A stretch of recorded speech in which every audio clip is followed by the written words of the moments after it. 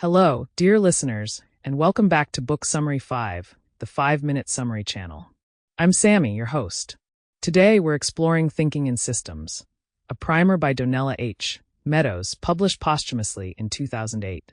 This book is small but mighty, an accessible introduction to systems thinking that shows us how to see the hidden structures behind the world's most persistent problems. From climate change to economic instability to personal productivity, Meadows teaches us to step back, widen our perspective, and think in loops rather than lines. Let's walk through it now, so you'll feel like you've read it cover to cover. Meadows opens the book with a deceptively simple idea.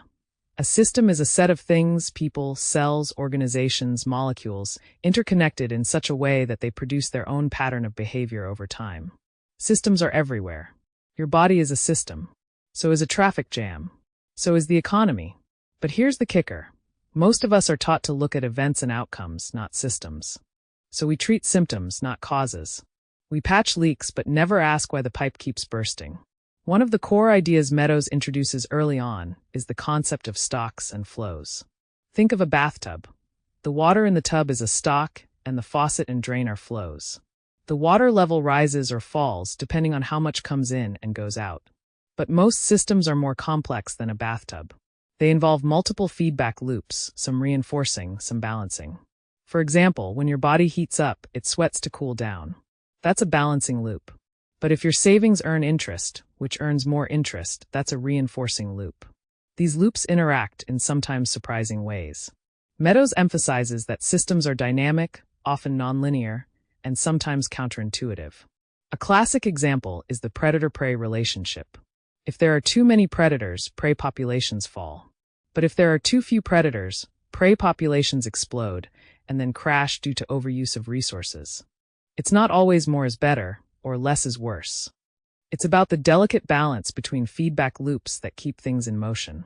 One of the most important lessons in the book is about delays. Systems don't react instantly.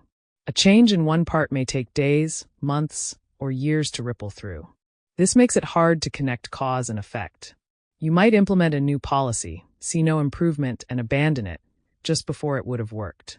Meadows encourages patience and long-term thinking, especially when working with complex or sluggish systems.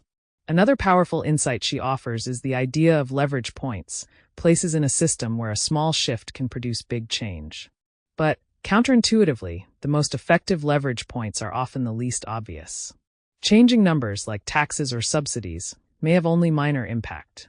But changing the goals of a system or its underlying mindset can have dramatic consequences.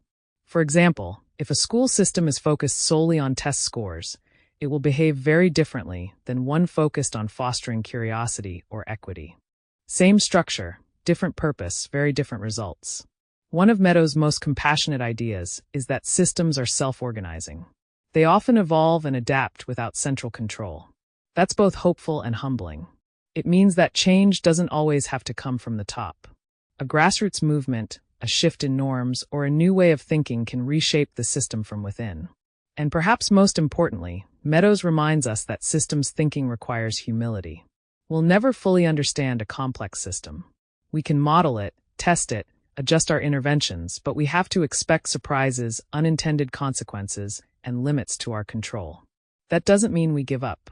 It means we engage with systems as living, evolving entities, not machines we can perfectly engineer. As the book winds down, Meadows leaves us with a call to action. To see the world not as a series of isolated events, but as a network of relationships. To pause before reacting. To ask better questions. And to remember that we are part of the systems we seek to change. Thinking in systems isn't a step-by-step manual. It's a mindset. It trains us to be thoughtful observers, careful tinkerers, and lifelong learners in a world that resists simple answers. Thank you for tuning in to Book Summary 5, the 5-Minute Summary channel. If you enjoyed this look into systems thinking, be sure to subscribe, like, and share it with your friends. Until next time, happy reading, and may your loops be balanced and your leverage wisely placed.